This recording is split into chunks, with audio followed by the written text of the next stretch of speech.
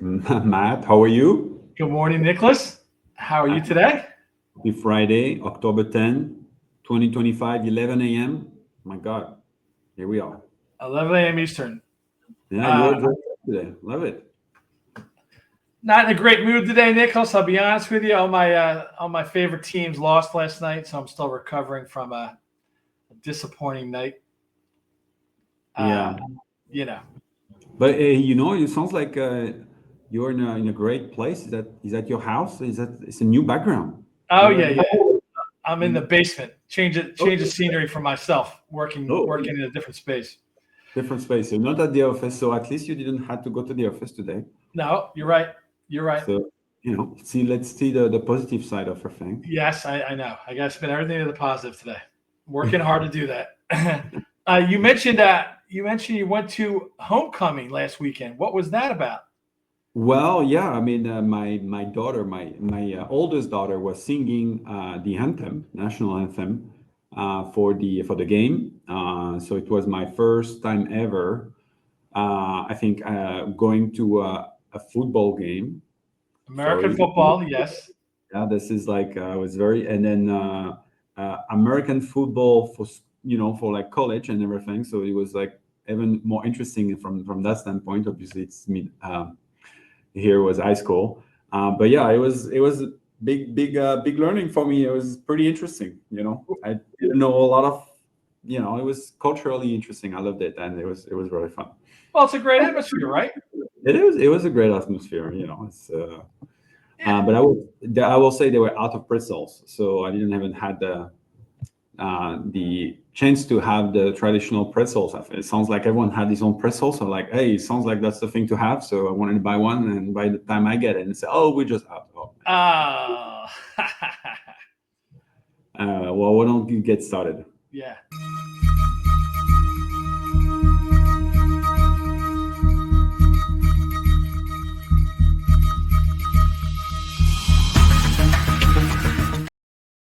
All right, everybody. This is Nico with eStreamly, the company that gets your live stream and video commerce on your site, social media, email, SMS, wherever you are. The video is shoppable. So excited to be here with Matt, my great friend from E6 Marketing, the company that gets you on QVC and HSN.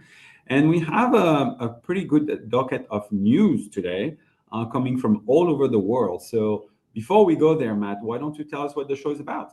Thank you, Nicholas, and thank you everyone for tuning in or listening to us. This is called the VCommerce Podcast. We're here every Friday at 11 a.m. Eastern, or somewhere around 11 a.m. Eastern. We talk about the top 3 or 4 stories in video commerce. And you may ask, what is video commerce? That's the storytelling selling app that started with direct response television, graduating into QVC, HSN, and other live selling TV networks. And now that's everywhere on TikTok Shop, on Instagram, on Facebook, and your own websites and distribution points. So video commerce is what Nicholas and I do day in and day out. And talking about video commerce or e-commerce, we're into the fourth quarter. In my world, October 1st is kind of the beginning of the fourth quarter. Things shift kind of from the self-purchase way of buying products to the gift giving way of buying products. And we're coming off of 2 days of October's Amazon days. Amazon Prime days were Tuesday and Wednesday, the 7th and 8th. And not many reports are in yet, Nicholas, but it doesn't sound like it was as profitable as this past July, which unfortunately is, an early indicator of maybe the economy, maybe consumer unrest going Is into it the important what fourth was quarter. was the point around profitability or growth? I think it was around growth. So Okay. what I read was everyday essentials were bought, 26% in apparel, 26% in household items, a little less in home goods and beauty and wellness. But Mhm. 45% of the shoppers that shopped on Amazon Prime days this week, 45% were waiting for items to go on sale. So Mm. that's something that they were waiting for. They knew the event was coming up. 28%, as I said, bought everyday essentials. 55%, which is interesting to me, waited to compare prices from Amazon with Walmart and Target. which makes a lot of sense. And we've talked about Walmart and Target on this show many times. So they're becoming serious players against the Amazon world. Amazon isn't the only place for the low hanging fruit with the lowest price points anymore. Right. So more than half of the people that were shopping did a little comp selling. So I'm sure Walmart and Target sales were up because of that. And then the price point from July on Prime Day dropped about 15%. So the average price point in July was $53 and change. This week it was $45 and change. So Nicholas, I'll ask you, do you think this is an indicator, a true indicator of what Q4 will be like across, U.S. commerce? Well, I think we have to compare it, maybe not against July, but against last year, because obviously there's, the time of the year that probably has also an impact on like where people are with their finance at this moment of the year. So I think it might be more, I won't say more relevant, but at least will be a good indicator to compare that against this. Honestly, I don't know. I'm talking to merchants, I'm talking to a lot of people. There's a part of me that feel a little bullish about the next months to come.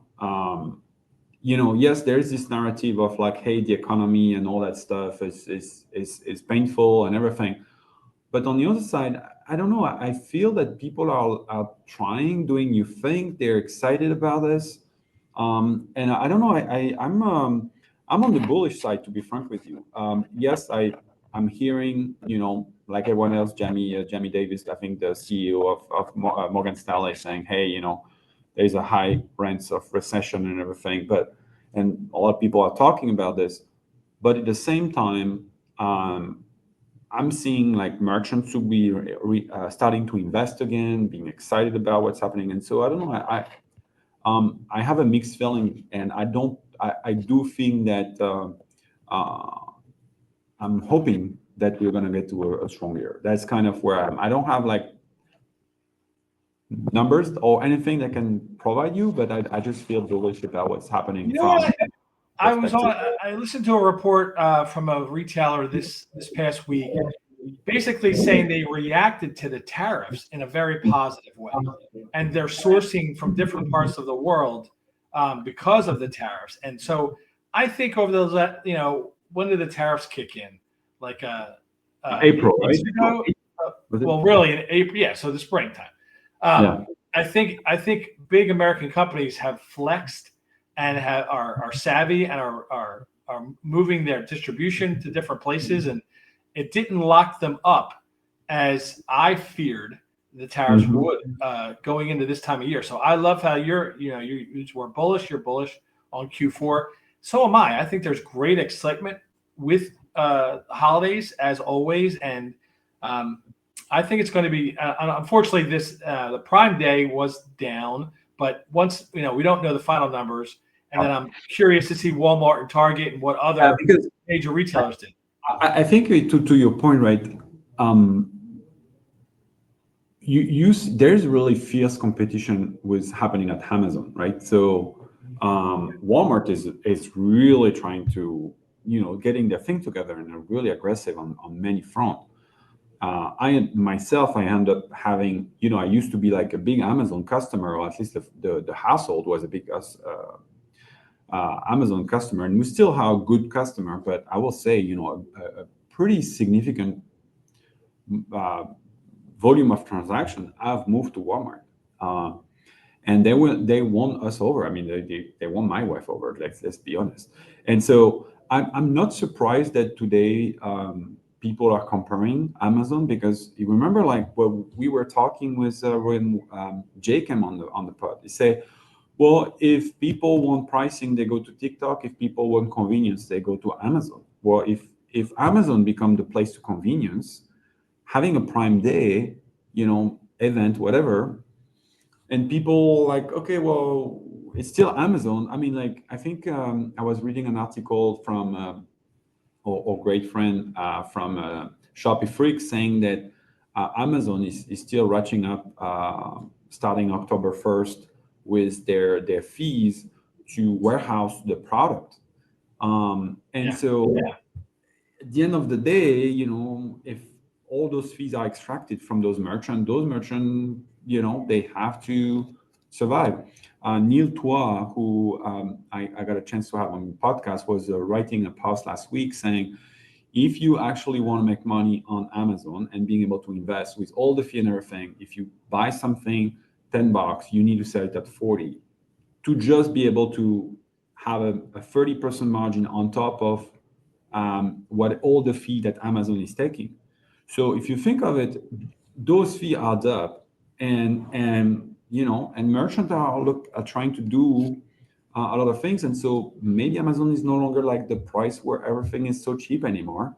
And people, if they are into a prime mode or like not a prime mode, I'm using this word like they're in a shopping mode for discount and stuff. Maybe the consumer realized that that's probably not the best place to find that. I don't know.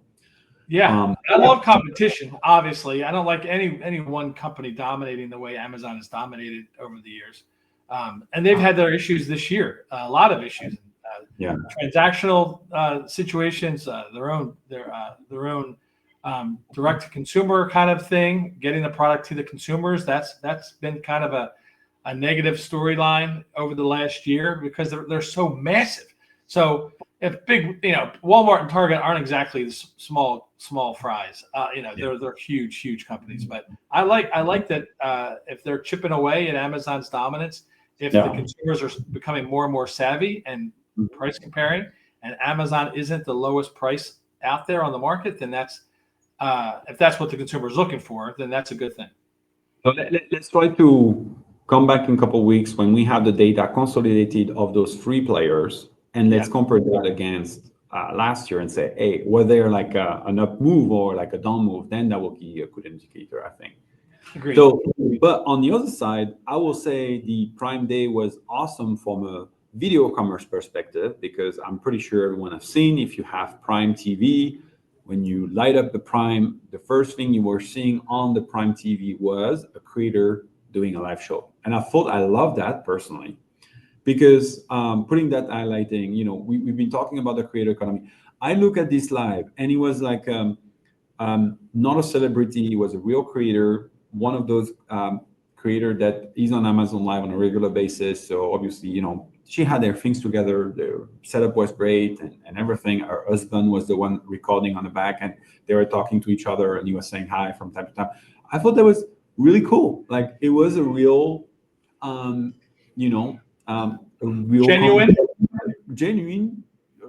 Consumer connecting kind of a video, right? It was really cool. And I felt that, it's great that format came to TV for that specific moment. It really highlighted. And then they had a QR code, and when you get to the QR code, you get to the live stream. I just thought it was really, really interesting that Amazon was pushing that.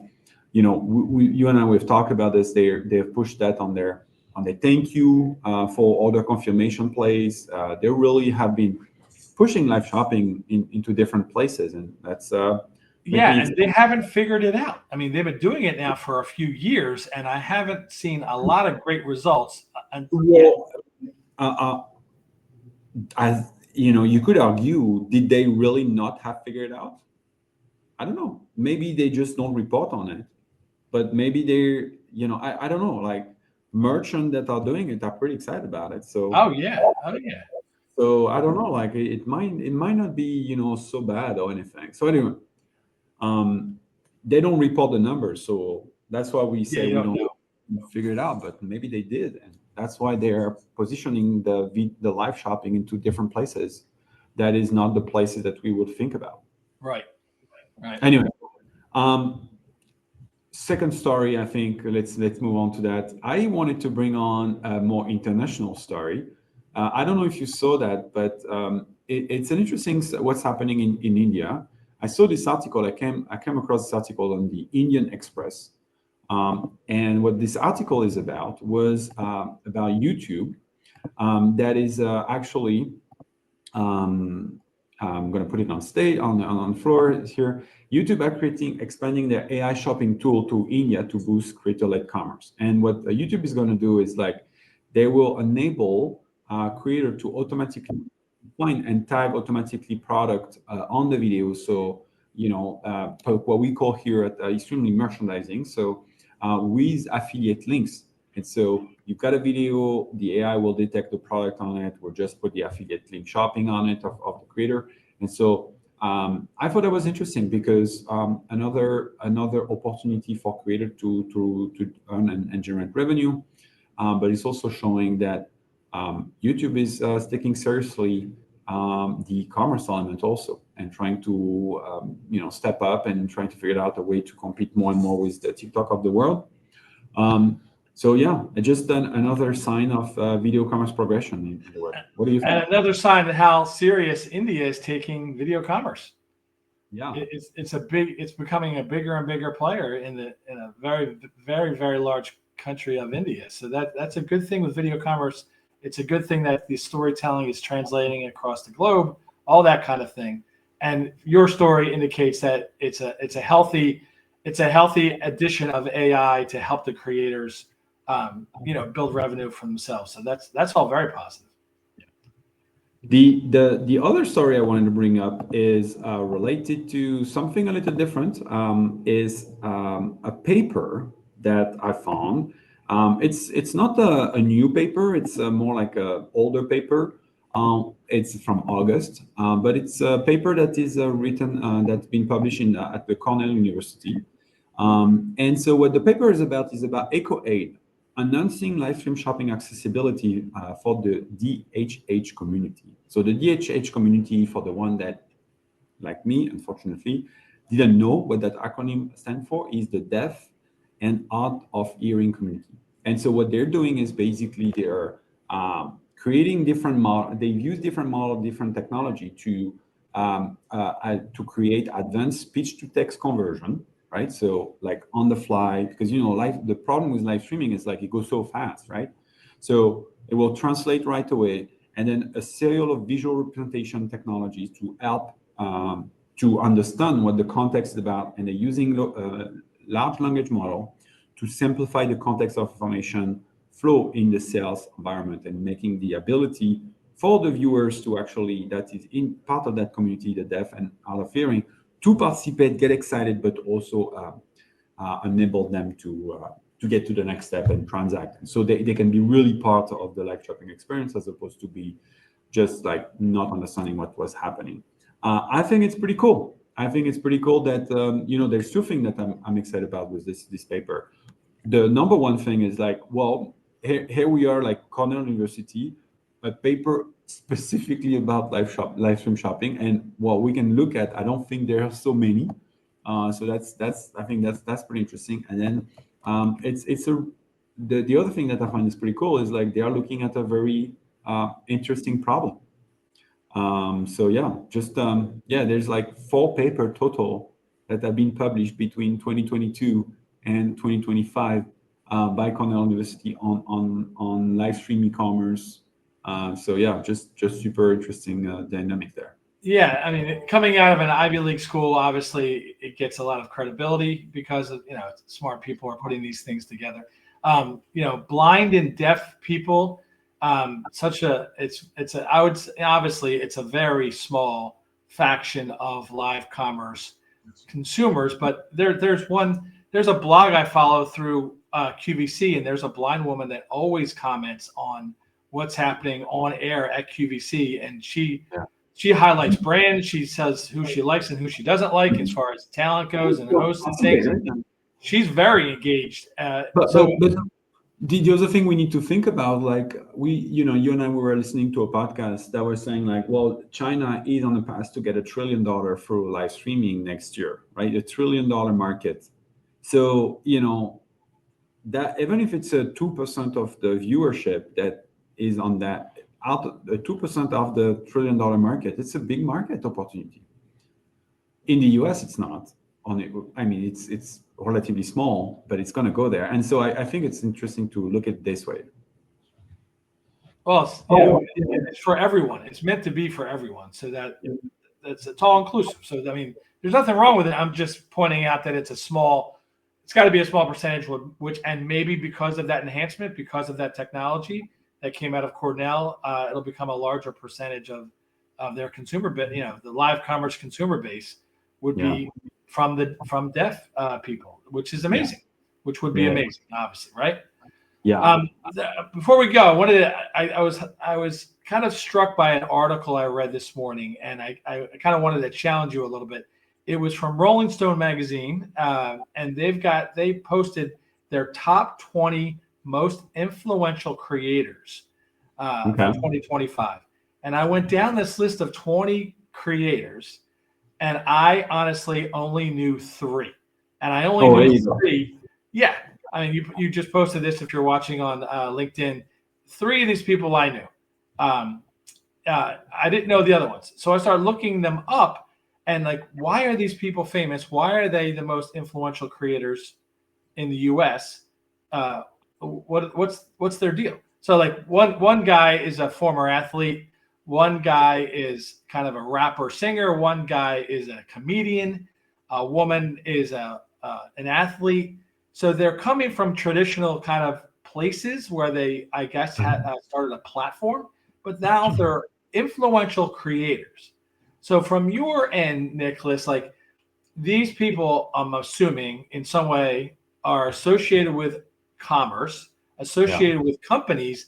And from what the article read, they are creating their own companies based on their creator status. So where are we going? Where before, a big time athlete would have Coca-Cola and Nike and big companies kind of linked to their stardom or their celebrity. Now these people are the company themselves, and I guess they're feeding into them.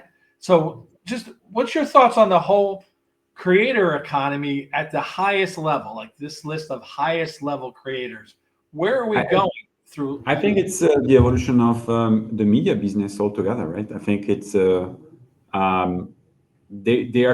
those people are creating my media empire the same way Gary Vee or people like that is doing in the B2B side. I think those creators are creating organization around them. All right, like if you look at Mr. Beast, right, he's still producing tons of content and he's not profitable, and clearly say he's not profitable on his content.